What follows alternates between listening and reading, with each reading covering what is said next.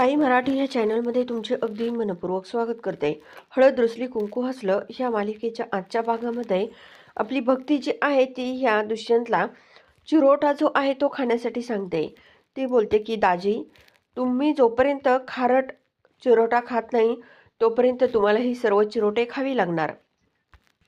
तेवढ्यामध्ये काकी बोलतात की हे बघ दुष्यंत, जोपर्यंत तुला खारट चिरोटा लागत नाही तोपर्यंत ही सर्व चिरोटे खाऊन टाकायची आणि तुला जर खारट चिरोटा लागला नाही तर तुला या मुलीच्या आयुष्यातील ताटाखालचं मांजर म्हणून जगावं लागेल, असं पण ही काकी जी आहे ती बोलत असते. तेव्हा सर्वजण हसत असतात. तर काकी लगेच काकांना बोलते की अहो, आपला सुपारी फोडण्याचा कार्यक्रम जो झाला होता तेव्हा तुमच्या तोंडामध्ये कधी खारट चिरोटा आलाच नाही.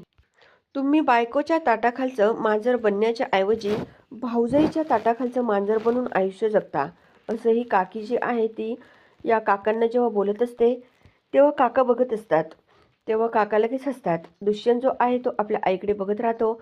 ही काकी जी आहे ती आता सर्वांसमोर या काकांकडे बघते. तेवढ्यामध्ये भक्ती जी आहे ती आपल्या ह्या दुष्यंतला बोलते की दाजी, बघता काय, उचला चिरोटा.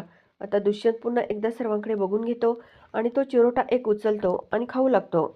आता हा दुष्यंत चिरोटा खात असतो तेव्हा ही भक्ती जी आहे ती बघत असते आणि आपली कृष्णासुद्धा. आणि त्यावेळेस तो चिरोटा जो आहे तो गोडच लागतो.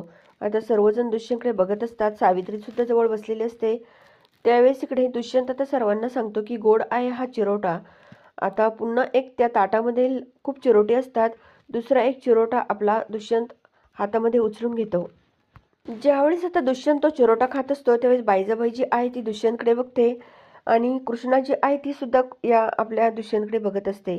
तेव्हा भक्ती आता पुन्हा दाजींना विचारते की दाजी, कसा आहे चिरोटा.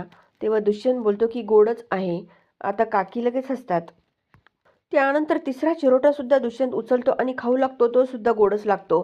तो बोलतो की हा ही चिरोटा गोडच आहे. आता भक्ती बोलते की दाजी, आता शेवटचा 10वा चिरोटा आहे. आता नीट विचार करून उचला. तेव्हा काकी बोलतात की हे बघ दुष्यंत, हा तुझा लास्ट चान्स आहे. नाहीतर तुझ्या आयुष्याची सर्व सूत्रे जी आहे ती या मुलीच्या हातात जाणार आणि तुला असंच तिच्या ताटाखालचं मांजर बनून जगावं लागेल, असं काकी ज्या आहेत त्या बोलत असतात. तेव्हा आता भक्ती जी आहे ती बोलते की दाजी, विचार करून उचला. दुष्यंत आता चांगलंच त्या ताटामध्ये जेवढे चिरोटे आहे त्याला नेमकं कुठला चिरोटा उचलावा हा प्रश्न पडलेला असतो. काका बोलतात की हे बघा दुष्यंतराव, हा चिरोटा जो आहे तो खारटच निघाला पाहिजे बरं का, असं पण काका सांगत असतात. त्यानंतर दुष्यंत आता एक चिरोटा घेतो. तो पुन्हा खाली ठेवून देतो. आता दुसरा एक चिरोटा हा आपला दुष्यंत घेतो. कृष्णाही सर्व बघत असते. आता दुष्यंतने एक चिरोटा घेऊन तो खायला सुरुवात केलेली असते. बाईजाबाई सुद्धा बघत असते आणि आता सर्वजण या दुष्यंतकडे बघतात, नेमकं चिरोटा गोड निघाला की खारट निघाला. तेवढ्यामध्ये इकडे काकी विचारतात की दुष्यंत कसा लागला चिरोटा. तेव्हा दुष्यंत सांगतो की गोडच आहे. आता दुष्यंतच्या तोंडातून असं जेव्हा निघतं तेव्हा ही बाईजाबाई जी आहे ती खूप नाराज होते. कारण तिला वाटत नसतं की आपल्या मुलाने ह्या सुनेच्या ताटाखालचं मांजर बनून जगावं म्हणून. तेव्हा आता ही बाईजाबाई खूप नाराज झालेली असते. काकी ज्या असतात त्या सुद्धा नाराज असतात, परंतु भक्ती मात्र खूप खुश असते. सर्वजण टाळ्या वाजवतात. आता भक्ती लगेच बोलते की दाजी, तुमचं काहीच खरं नाही बरं का. आता आता तुम्हाला आयुष्यभर आमच्या कृष्णाच्या ताटाखालचं मांजरच बनून राहावं लागेल, असं पण ही भक्ती जी आहे ती सर्वांसमोर बोलत असते. बरं जाऊ द्या दाजी, नका टेन्शन घेऊ. कृष्णा खूप चांगली आहे बरं का आमची. तुमचं मांजर ती कधीच करणार नाही, असं पण ही भक्ती जी आहे ती बोलत असते. आढळराव हसत असतात आणि सावित्रीसुद्धा. या आपल्या कृष्णालाही हसू येतं. त्यानंतर इकडे भक्ती बोलते की अहो, शेवटी खेळ आहे हा आणि तो गंमत म्हणून खेळायचा आहे, असं पण ही भक्ती बोलत असते. तेव्हा ही कृष्णा थोडी हसते. त्यानंतर ही भक्ती बोलते की अजून एक गंमत बाकी आहे बरं का ह्या खेळामध्ये. नंतर भक्ती जी आहे ती आता ह्या कृष्णाला बोलते की कृष्णा, तू एक काम कर, एक चिरोटा जो आहे तो दाजींना भरव.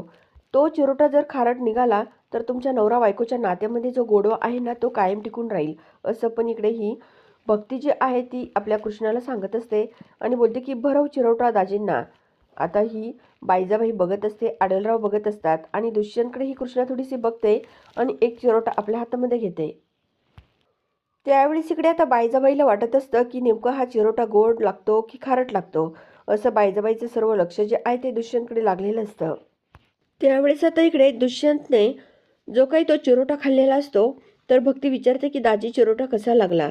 आता इकडे दुष्यंत काही बोलायला तयार नसतो. दुष्यंत सर्वांसमोर बोलतो की खारटच लागला मला चिरोटा. आता जेव्हा दुष्यंत असं बोलतो तर भक्ती खूप मोठमोठ्याने टाळ्या वाजवते. कृष्णाही खुश होते आणि इकडे आढळराव सुद्धा खूप खुश होतात. आता दुष्यंत जो आहे तो आपल्या या कृष्णाकडे बघत असतो, कारण आता त्याला वाटत असते की आपण एवढे चिरोटे खाल्ले परंतु खरा चिरोटा जो आहे तो कधी लागलाच नाही आणि हिने एकदाच चिरोटा भरवला तर तो लगेच खारा लागला असं दुष्यंतच्या मनाला वाटत असतं.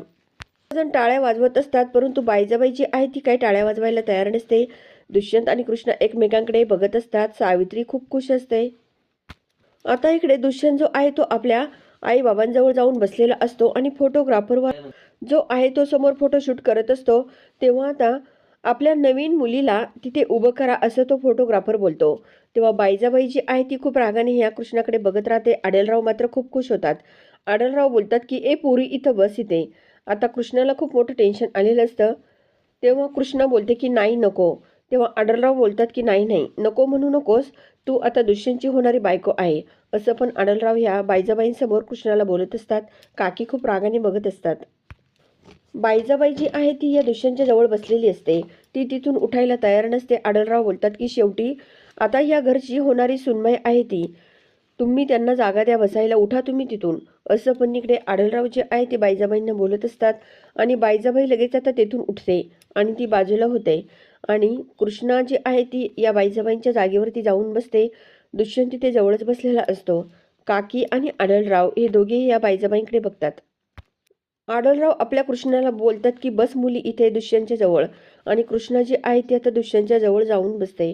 तेव्हा दुष्यंत आता कृष्णाकडे बघतो आणि अगदी सुंदर जोडा दोघांचा दिसत असतो. तेव्हा आढळराव मात्र कृष्ण आणि दुष्यंतकडे बघून खूपच खुश होतात. भक्ती सुद्धा. नंतर आता इकडे फोटोग्राफर लगेच बोलतो की आता कसं ओके दिसतो आणि असं म्हणत तो दोघांनाही हसायला लावतो आणि त्यांचे छान छान फोटोशूट करून घेत असतो. इकडे ही बायजाबाई, काकी आणि काका हे सुद्धा जवळच उभे असतात. त्यानंतर मित्रांनो हा दुष्यंत रूममध्ये येतो आणि मोबाईलवरती बघतो. त्या गौतमीचे खूप काही मिस कॉल आलेले दुष्यंतला दिसतात आणि हे सर्व बघून दुष्यंत आता तो मोबाईल जो आहे तो साईडला ठेवून देतो. तो खूप टेन्शनमध्ये आलेला असतो. दुष्यंत जो आहे तो आपल्या मनाशी बोलतो की गौतमी, तुला मी आयुष्यातून ब्लॉक केलेलंच आहे परंतु आता मोबाईलमध्ये सुद्धा मी ब्लॉक करून टाकणार तुझा नंबर. असं पण इकडे हा दुष्यंत जो आहे तो आपल्या मनाशी बोलतो आणि तिचा नंबर जो आहे तो ब्लॉक करून टाकतो. इकडे या ऑफिसमधील दुसरा एक मुलगा आहे त्याचा फोन जो आहे तो या आपल्या दुष्यंतला येतो. दुष्यंत बोलतो की मी थोडासा कामात आहे नंतर कॉल करतो. त्यानंतर हा मुलगा ह्या दुष्यंतला रांजणगावच्या प्लॅनची जी काही फाईल आहे ती प्लॅनची फाईल नेमकं कुठे ठेवली आहे ती हरवली असं विचारू लागतो. तेव्हा दुष्यंत त्याला सांगतो की तिथे काउंटरच्या जवळच ठेवलेली आहे. त्यावेळेस हा मुलगा बोलतो की मला थोडीशी हेल्प करशील का. तेव्हा दुष्यंत बोलतो की नाही नाही मी नाही हेल्प करू शकत असं पण दुष्यंत त्याला फोनवर बोलत असतो. त्यानंतर हा चार्ली जो आहे तो दुष्यंतला बोलतो की काय रे, गावाकडे तर खूप रमलास तू, एखादी मुलगी पटवलीस की काय. तेव्हा दुष्यंत बोलतो की काही बोलू नको. आता इकडे हा चार्ली बोलतो की तुझ्या गावाचं नाव काय आहे. इकडे हा दुष्यंत बोलतो की परडी नाव आहे माझ्या गावाचं. आता इकडे दुष्यंत खूप हायपर झालेला असतो. तेव्हा चार्ली बोलतो की तू एवढा हायपर का होतोस. तेव्हा इकडे हा दुष्यंत बोलतो मी थोडासा कामामध्ये आहे. तेवढ्यामध्ये चार्ली जो आहे तो आपल्या मनाशी बोलतो की आता मी हे सर्व गौतमीलाच कॉल करून सांगतो. दुष्यंतच्या गावाचा ॲड्रेस जो आहे तो तर मला मिळाला आहे आणि हा मी गौतमीला सांगणार म्हणजे सांगणार असं पण इकडे हा चार्ली जो आहे तो आपल्या मनाशी बोलत असतो. गौतमीला जर हे सर्व सत्य समजलं तर गौतमी खूप खुश होईल असं पण इकडे हा चार्ली जो आहे तो बोलत असतो. दुसरीकडे दुष्यंत खूप टेन्शनमध्ये आलेला असतो. दुष्यंत आपल्या मनाशी बोलतो की मी सर्व राग जो आहे तो त्या चार्लीवरच काढला.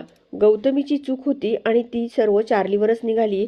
आता मोबाईलमध्ये गौतमीचे फोटो जो आहे ते सर्व फोटो दुष्यंत बघतो आणि मनाशी बोलतो की तू माझ्या आयुष्यात जर आली नसती तर काही होत नव्हतं असं म्हणत ते गौतमीचे मोबाईलमध्ये जेवढे फोटो आहेत ते सर्व फोटो डिलीट केलेले असतात.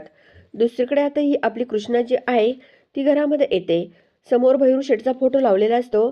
आपली कृष्णा बोलते की बा आज माझं लगीन ठरलेलं आहे. साडीवर कशी दिसते मी. आता तुझी सर्व स्वप्न जी आहे ती पूर्ण होणार आहे असं पण ही कृष्णा बोलत असते आणि जे शेतीवर कर्ज आहे बा ते मी फेडणार. या घराचा उंबरठा जेव्हा मी ओलांडून जाईन ना तेव्हा माझ्यावर जी जबाबदारी होती ती जबाबदारी मी स्वीकारेल, ती सोडणार नाही. तुला दिलेलं शब्द वचन जे आहे ते मी पूर्ण करणार बा. माझं जरी लग्न झालं तरी पण पूजाचं लग्न जे आहे तिच्या आवडत्या मुलाशीच मी लग्न लावून देईल, असं पण ही आपली कृष्णा जी आहे ती या भैरूशेठच्या फोटोसमोर बोलत असते आणि पाठीमागून भक्ती सर्व ऐकत असते. आता कृष्णाचं सर्व बोलणं ऐकून भक्ती खूप खुश होते. कृष्णा बोलते की मी आयुष्यभर तुमचे उपकार विसरू शकणार नाहीये. उद्या माझ्या हातावर मेहंदी लागणार आहे. बा, तू जर जिवंत असताना तर माझं कन्यादान सुद्धा केलं असतं. आता तू जिथे असशील ना तिथून माझं कन्यादान कर बा. वरून माझ्या डोक्यावर अक्षदा टाक आणि मला सुखी संसारासाठी तुझा आशीर्वाद हवाय बा. असं पण आपली कृष्णा रडत रडतच त्या भैरूशेठच्या फोटोसमोर बोलत असते. आणि हे ऐकून आपल्या ह्या भक्तीचं खूप मन भरून आलेलं असतं, कारण कृष्णा खूप रडत असते. तिला भैरूशेठची आठवण आलेली असते. दुसरीकडे असं बघायला मिळतं की आता काकांनी या बायजाबाईंना दुष्यंत आणि कृष्णाच्या लग्नाचे जे काही बोर्ड लावलेले असतात ते बघण्यासाठी घेऊन आलेले असतात. समोर आता बायजाबाईंचा सुद्धा फोटो असतो, दुष्यंत आणि कृष्णाचा असतो. तेव्हा काका लगेच बोलतात की बघा किती सुंदर बॅनर बनवलाय. तेव्हा बायजाबाई बोलतात की हे जे काही लग्न होतं ना ते सर्व पंचक्रोशीत गाजलं पाहिजे बरं का, असं पण बायजाबाई काकांना सांगत असतात. काका लगेच बोलतात की तुम्ही अजिबात टेन्शनच घेऊ नका, गावात प्रत्येक ठिकाणी आपले बॅनर जे आहेत ते लागणार आहे, असं पण इकडे काका जे आहेत ते बोलत असतात. तेवढ्यामध्ये काकी जे आहेत त्या बायजाबाईंना बोलतात की आता मेहंदीचा कार्यक्रम सुरू होणार आहे, तुम्ही सुद्धा हा मेहंदीचा कार्यक्रम जो आहे त्यामध्ये सहभाग घेऊन हातावर मेहंदी काढा. असं बायजाबाईंना ही काकी जेव्हा बोलत असते तेव्हा बायजाबाई खूप चिडतात आणि तिचा हात जोरात पकडतात आणि बोलतात की लिमिटमध्ये राहायचं.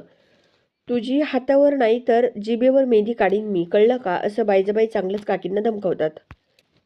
तेव्हा आता मैनावती बोलते की मी सरळच बोलले होते. बायजाबाई बोलतात की मी काही तुला आज नाही ओळखत, तुला खूप दिवसांची ओळखते. तुझ्यावर जर लक्ष नाही ठेवलं ना तू डोक्यावर नाचशील माझ्या, असं बायजाबाई काकींना बोलतात. आतल्या आत माझ्या जीवाची किती घुसमट होते ही मलाच माहीत आहे.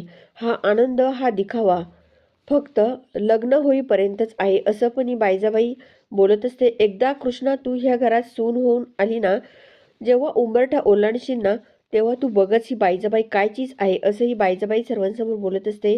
अजून त्या कृष्णाला माहीत नाही की हिच्या नशिबी मी काय लिहून ठेवलं आहे. आणि आज छान मेहंदी जी आहे ती काढून घे. लग्न झाल्यानंतर ह्याच हातावर तुझी जळते निखारे ठेवते की नाही बघ तू, असं पण ही बायजाबाई जी आहे ती बोलत असते. आणि त्या समोर कृष्णाच्या फोटोकडे बघत असते.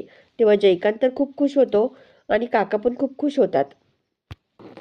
त्यानंतर उद्याच्या भागामध्ये असं बघायला मिळतं की आता कृष्णाला मेहंदी लागलेली असते आणि त्यावेळेस एक गावातील छोटीशी मुलगी येते आणि ती ह्या कृष्णाला बोलते की कृष्णा, गावातील भैरूशेठ जे आहे त्यांची म्हैस आजारी पडली आहे, चल तू, असं म्हणत आता ही मुलगी तेथून जाते आणि बिचारी कृष्णा जी आहे ती आपल्या हातावर काढलेल्या मेहंदीकडे बघते. परंतु कृष्णा कुठलाच विचार न करता डायरेक्टली लगेच ती ज्या गावामध्ये ती म्हैस आजारी आहे तिथे जाते, तर तिथे असतो हा जयकांत. कारण कृष्ण जेव्हा त्यांना दरवाजा उघडण्यासाठी सांगते तर जयकांत आपला तोंडाला मास्क लावून तिथे उभा असतो आणि तो तिथे जेव्हा मास्क लावून उभा असतो तेव्हा तो आता ह्या कृष्णाला आतमध्ये घेतो आणि दरवाजा आतून लॉक करतो.